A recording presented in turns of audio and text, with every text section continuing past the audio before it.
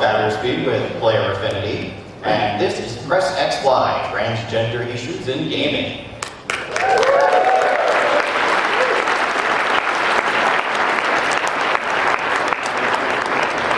And over the next hour, we're going to talk about many different issues. We're going to start off by talking about transgender characters, and there are a lot more transgender characters than you might realize.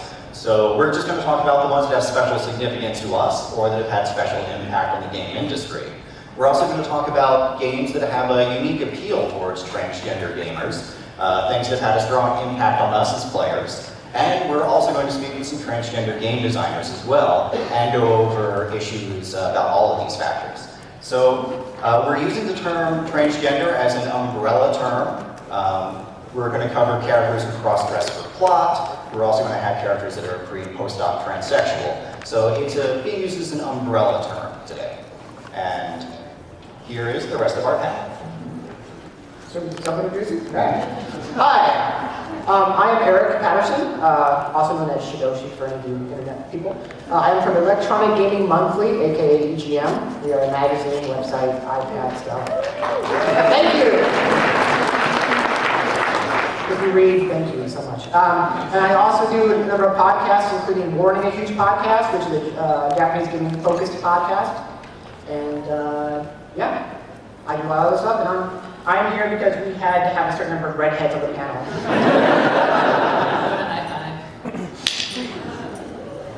Hello. My name is Mark McCormick. I own transcyberpunk.com, and I'm actually a crisis counselor at a rape crisis center, but I do little bits of video gaming things on the side. And this is one of them. I just did we were supposed to plug things that we did recently, yes? I just did a swimsuit photo shoot with lesbian news site Autostraddle, so I'm in April if you'd like to look me up.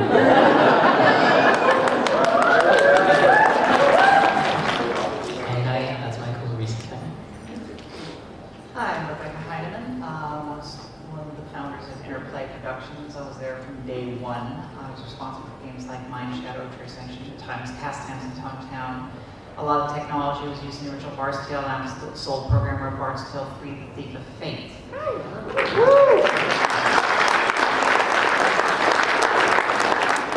Since then, I've done well over 100 titles, and today I'm going to be starting putting together a team to make another Bard's Tale-ish game. And because we're using old school people as well as old school technology, the game company is called Old School. Hi, I'm Janelle J. Quays. My roots in gaming go back to the dinosaur days of pencil and paper role playing.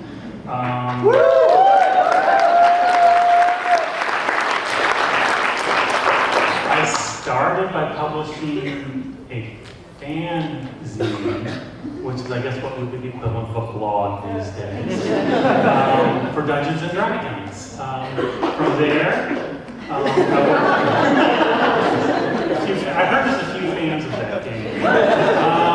From there, I went to work for a company called Judges Guild. I wrote some adventures called Dark Tower, Caverns of Thracia, that we're only 33 years later, are still in print.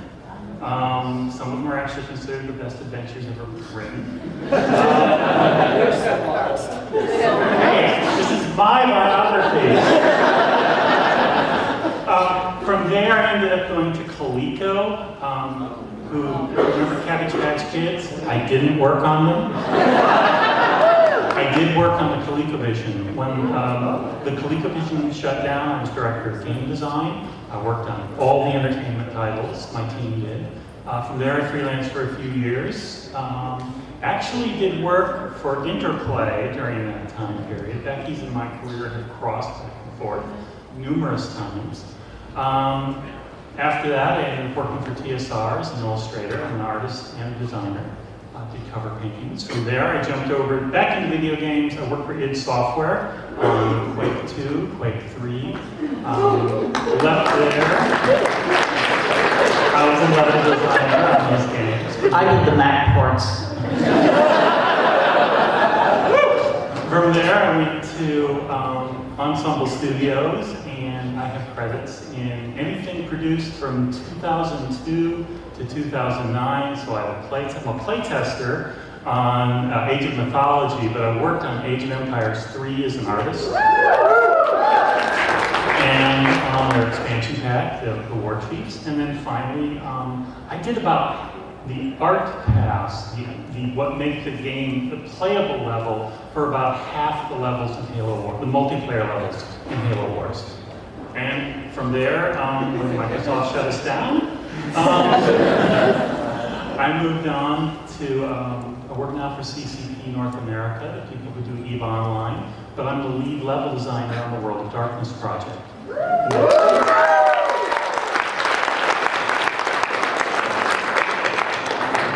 Well, now I'm not exactly sure what to say. I feel somewhat daunted.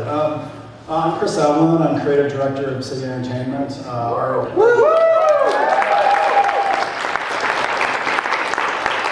last big title is Fallout New Vegas. And I don't know how many of you may have been responsible for me getting some very good news this morning through Kickstarter, but I can't wait to go back and start working on Wasteland 2. So if you actually...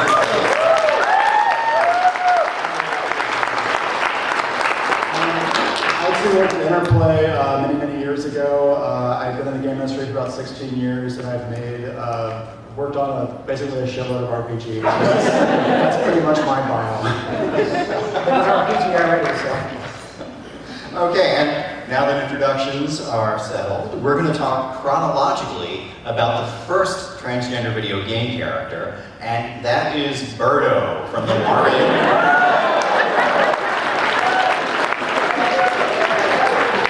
I guess Birdo is very pink and pretty, but she is actually a boy of her species of pink dinosaur thing.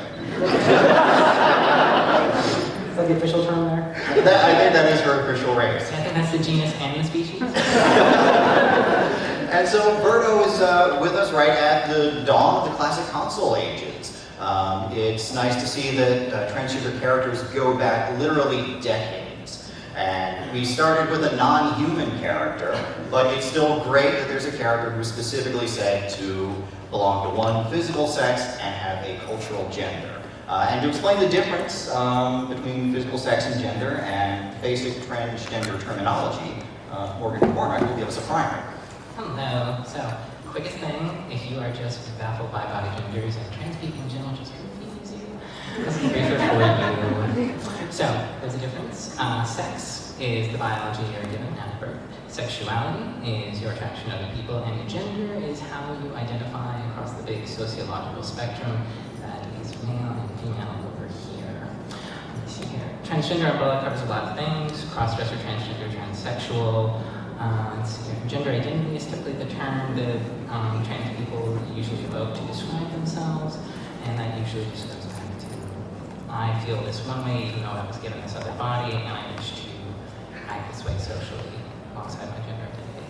And gender expression, finally, is a term that came out a little bit before that, because transgender is only a word that was sort of accepted in the last decade and a half or so. And gender expression is basically just wanting to wear the clothes you want to, regardless of what gender it is they express. So, for example, the clothing we're all wearing right now, I love this clothing, you're at PAX, you want to be seeing the clothing you love. Well, people who want their own gender expression want to be in clothing they love too. And there's a reframe.